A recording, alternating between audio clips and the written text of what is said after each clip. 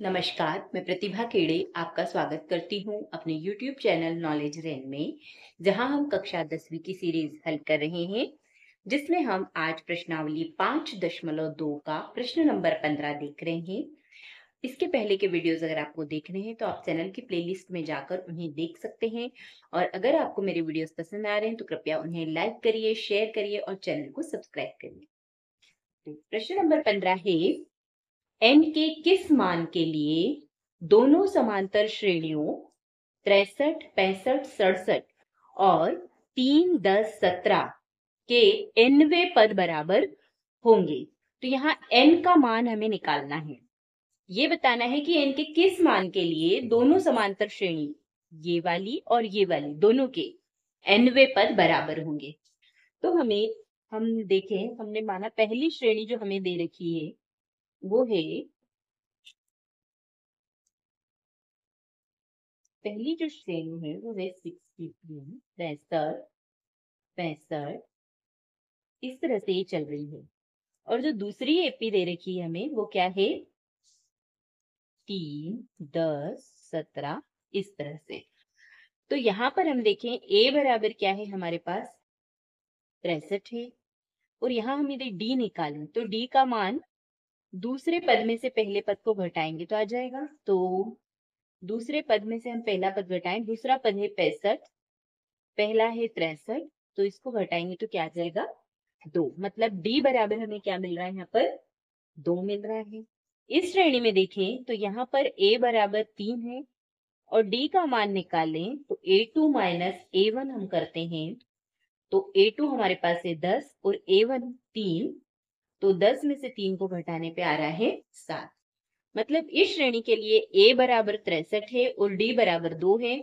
इस श्रेणी के लिए a बराबर 3 है और d बराबर 7 है। अब हम देखें कि किस पद nवें पद बराबर होंगे। तो an ये वाली श्रेणी का और इसको हम स्मॉल an मान लेते हैं, तो ये दोनों बराबर होंगे। तो an का हम फॉर्मूला लगाएं तो a plus n minus 1d और यहाँ पर a plus n minus 1d मान रखें।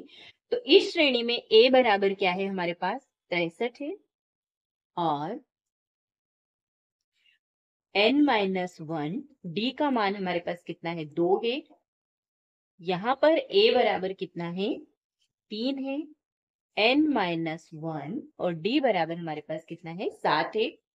इसको हम हल करें तो यह आ जाएगा 63 धन 2 का अंदर गुणा करें 2n ऋण 2 बराबर 3 धन 7n ऋण 7। 63 में से 2 जाएंगे, कितना बचेगा, 61। 61 धन 2n बराबर, यहाँ पर 3 और 7 को यदि हम हल करते हैं तो यह आ जाएगा ऋण 4। 3 में से 7 गया ऋण 4। अब n एक तरफ कर लेते हैं पक्षांतर करके, और यहाँ पर 2n है, इस तरफ ये 7n उठ के आएगा तो ये ऋण में हो जाएगा। यहाँ ऋण 4 है, ये 61 इधर जाएगा, काय में हो जाएगा, ऋण में हो जाएगा। इसको हम हल करें तो यह आ जाएगा ऋण 5n और यहाँ इन दोनों को हल करें तो यह आ जाएगा ऋण 65। यहाँ से इस तरफ कर देते हैं तो यहाँ पर ये ऋण से ऋण कट जाएगा, 5n बराबर 65, तो n बराबर आ जाएगा 65/5। 5 एकम 5, 5 एकम 5, 5 दिया 15, मतलब हमारे पास आ गया n बराबर 13। प्रश्न था n के किस मान के दोनों समांतर श्रेणियों के nवें पद बराबर होंगे, तो n का मान कितना आएगा, 13। n के 13 जो मान है, 13वें पद दोनों श्रेणियों के बराबर होंगे। वह एपी ज्ञात कीजिए जिसका तीसरा पद 16 है और 7वां पद 5वें पद से 12 अधिक है। प्रश्न नंबर 16 है।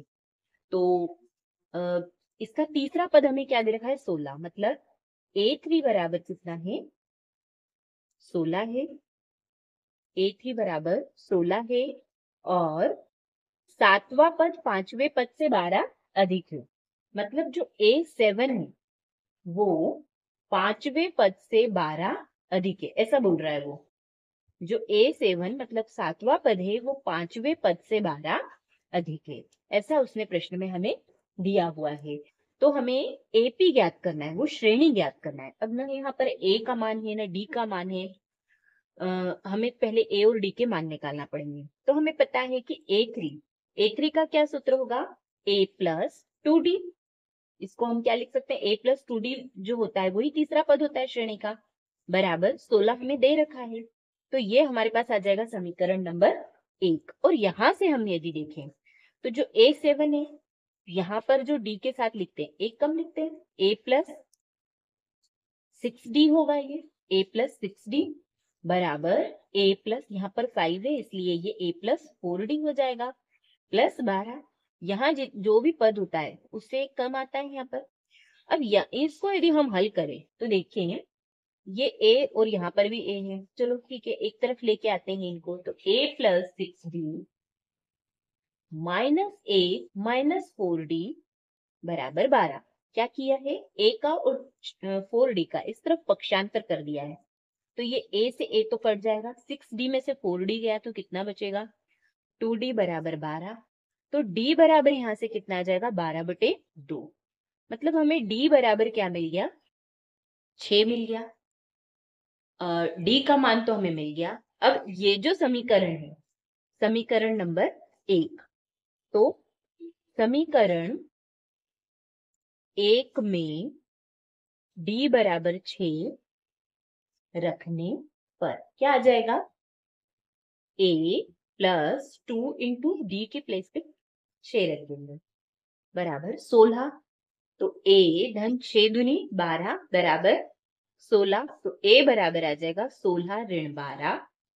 A बराबर यहां से हमें क्या मिल गया, 4 मिल गया। अब देखो A बराबर 4 मिल गया है, D बराबर 6 मिल गया है, तो अब श्रेणी बनाने में कोई कठिनाई नहीं है। तो AP क्या होगी, हमें पता है AP का फॉर्मूला क्या होता है, A plus D, A plus 2D, A plus 3D, इस तरह से ये चलती जाएगी। तो हम इसमें वैल्यू रख दें। तो A बराबर तो हमारे पास कितना आया है, 4 आया, तो पहला पद 4 हो गया। दूसरा पद A प्लस D है, मतलब 4 प्लस 6। तीसरा पद 4 धन 2 गुणित 6, फिर अगला पद 4 धन 3 गुणित 6, इस तरह से चलेगा। तो AP क्या हो जाएगी, 4, 6 और 4 को जोड़े 10, 4 और 6 दूनी 12, और उसमें 4 जोड़ेंगे तो कितना आ जाएगा, 16, 4 6 तिया 18, 18 में 4 जोड़ेंगे कितना आ जाएगा, 22। तो इस तरह से हमें ये वाली AP मिल गई, यही इसका आंसर।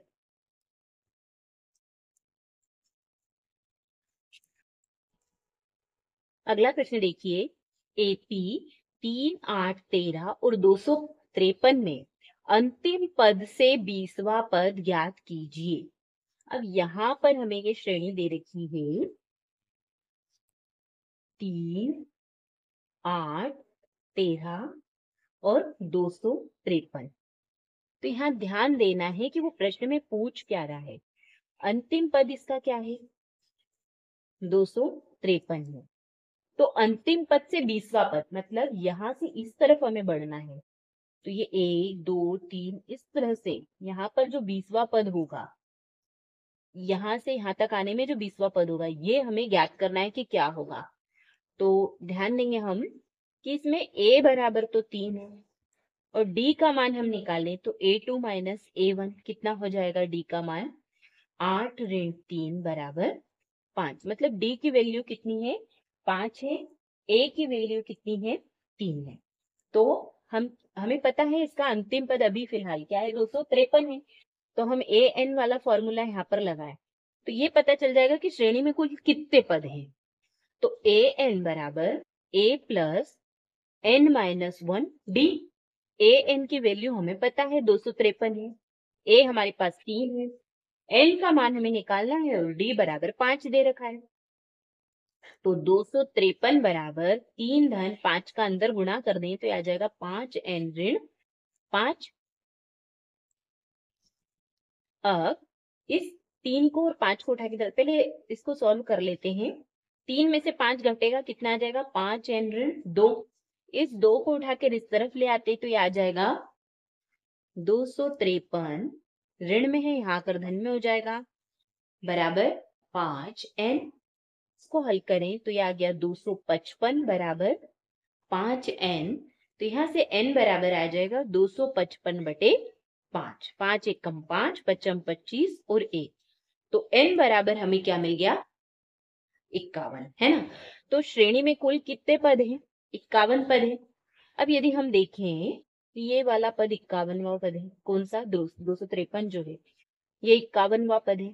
तो ये वाला पहला, यहां से हमें कौन सा पद चाहिए? 20वां पद चाहिए उसका, तो ये होगा 50वां पद। फिर इस तरह से हम आगे बढ़ते जाएं तो देखें 1 2 3 4 5 6 7 8 9 10 11 12 13 14 15 16 17 18 19 और ये 20वां पद है।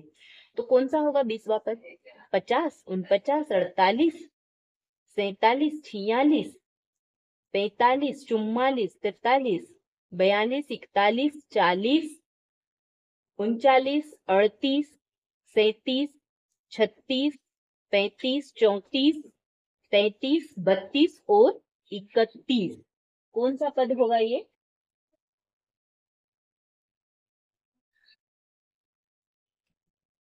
ये वाला पद 32वां पद होगा ये, है ना। इस तरह से यदि हम निकालें तो ये कौन सा पद आ रहा है? 32वां आ रहा है। और ऐसे भी यदि ऐसे हम निकालना चाहें तो यदि 51 पद है कुल श्रेणी में, तो 20वां पद यदि हमें निकालना है तो एक तो ये 51वां हो गया, तो इसमें से क्या करेंगे हम? 19 को घटा देंगे तो यह आ जाएगा 32। मतलब यहाँ पर हमें इसका 32वां निकालना है ना। तो देखें a 32 बराबर क्या आएगा? वही a plus n minus 1d। तो n कितना है? 32 है। 32 माइनस 1 d। तो a 32 बराबर a हमारे पास निकला हुआ है 3, 32 में से गया 31 और d की वैल्यू है हमारे पास 5। तो यह आ जाएगा a 32 बराबर 3 धन 31 में 5 का गुणा करेंगे, 5 दिया 15, ये आ जाएगा 158। कितना आ गया हमारे पास? a 32 बराबर आ गया 158। यही होगा इसका आंसर। मतलब 253 से 20वां पद क्या होगा? 158।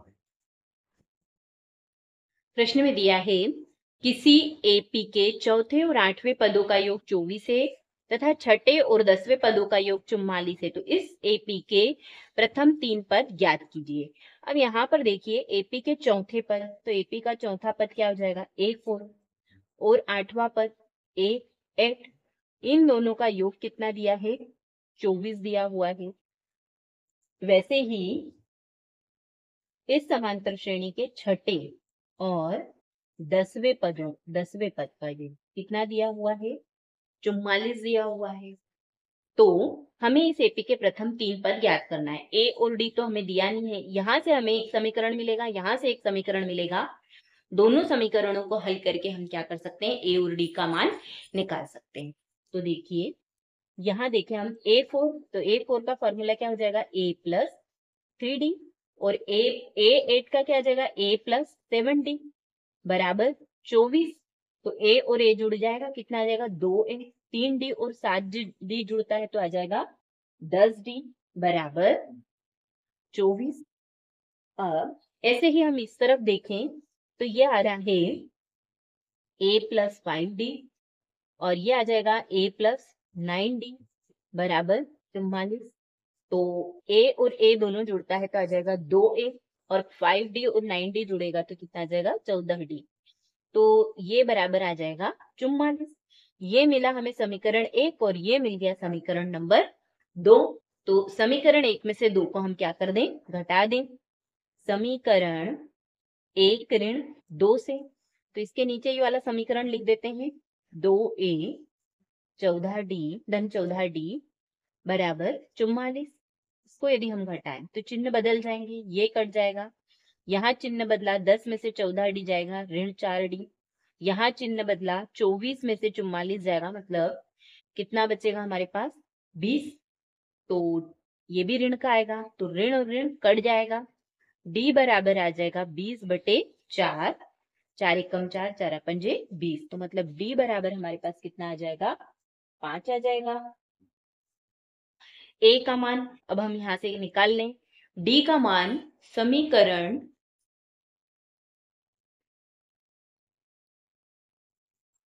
समीकरण एक में डी बराबर 5 रखने पर क्या आ जाएगा, 2 ए धन 10, डी की जगह 5 रख देंगे। ये है समीकरण ए बराबर 24। तो 2a धन 10 में 5 का गुणा करें 50 बराबर 24। तो यहां से 2a 50 को इस तरफ ले जाएं तो आ जाएगा 24 ऋण 50।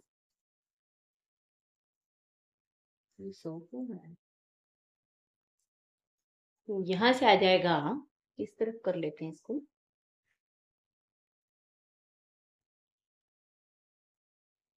2a बराबर 24 ऋण 50।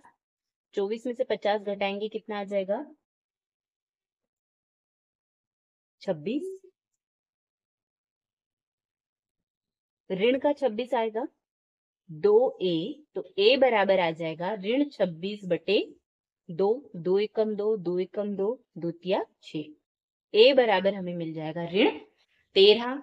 a का मान ऋण 13 है और d का मान 5 निकल गया है। तो AP क्या हो जाएगी, AP के 3 पद निकालने का बोला है उसमें, प्रथम 3 पद। तो a plus d, a plus 2d।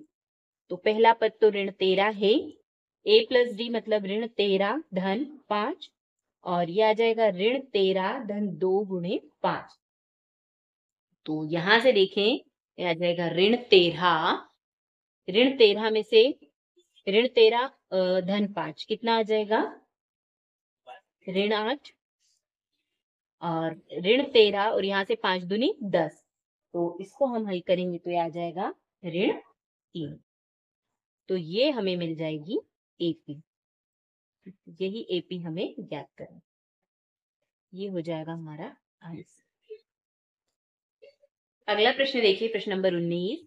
Subba Rao ने 1995 में 5,000 रुपए मासिक वेतन पर कार्य आरंभ किया और प्रत्येक वर्ष 200 रुपए की वेतन वृद्धि प्राप्त की।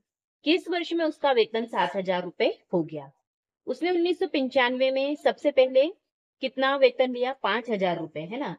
5,000 रुपए से उसने अपना वेतन लेना आरंभ किया। उसके बाद हर वर्ष उसकी 200 रुपए वृद्धि होती गई। तो अगले वर्ष कितना हो जाएगा उसका वेतन, 5,200। फिर अगले वर्ष कितना हो जाएगा, 5,400। इस तरह से ये वेतन बढ़ते जाएगा।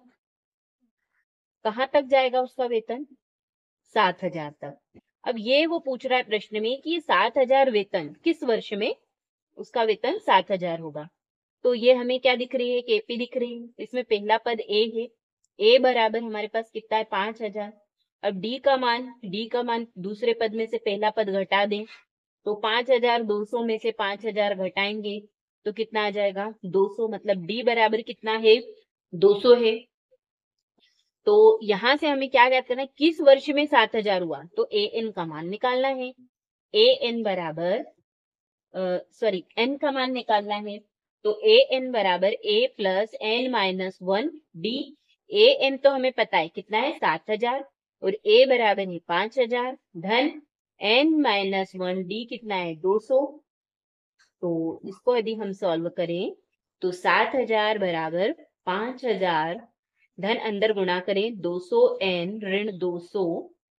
इस 200 5,000 में से इनको सबको उठाकर हम इस तरफ ले आते हैं, इस पक्ष में।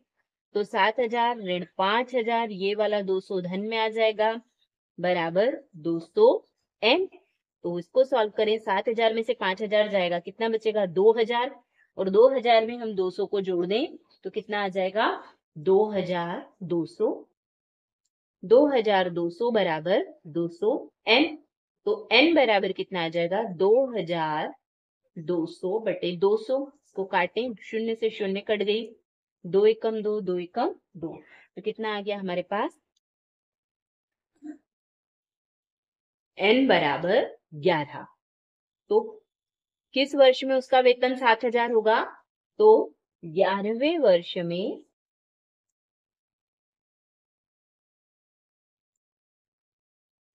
वेतन 7,000 होगा। रामकली ने किसी वर्ष के प्रथम सप्ताह में 50 रुपए की बचत की और फिर अपनी साप्ताहिक बचत 17.5 रुपए बढ़ाती गई। यदि nवें सप्ताह में उसकी साप्ताहिक बचत 207.50 रुपए हो जाती है तो n ज्ञात कीजिए। किसी वर्ष के प्रथम सप्ताह में उसकी बचत कितनी है? 50 रुपए। उसके बाद उसने अगले सप्ताह अपनी बचत को बढ़ाया, है ना? तो कितना बढ़ाया? 17.5। 50 में हम 17.5 जोड़े तो कितना आ जाएगा? 67.5। इसके बाद और 17 अगले हफ्ते और 17.5 बढ़ेगी तो कितना हो जाएगा? 85 हो जाएगा। इस तरह से बढ़ती गई उसकी बचत और कहाँ तक पहुंच गई? 207.50 हो गई। तो ये बताना है कि 207.50 किस सप्ताह में हुई, n का मान ज्ञात करना है मतलब। तो प्रश्न में a बराबर तो 50 दे रखा है, d बराबर मतलब इनका अंतर कितना है? 17.5 दे ही रखा है उसने, और an बराबर क्या दे रखा है? 207.50। तो हमें काय का मान निकालना है, n का मान हमें इस प्रश्न में निकालना है। तो an वाला फॉर्मूला लगाएं, an बराबर a plus n minus 1 d। an हमें पता है कितना है? 207.5। a बराबर है 50, n माइनस 1 d बराबर है 17.5।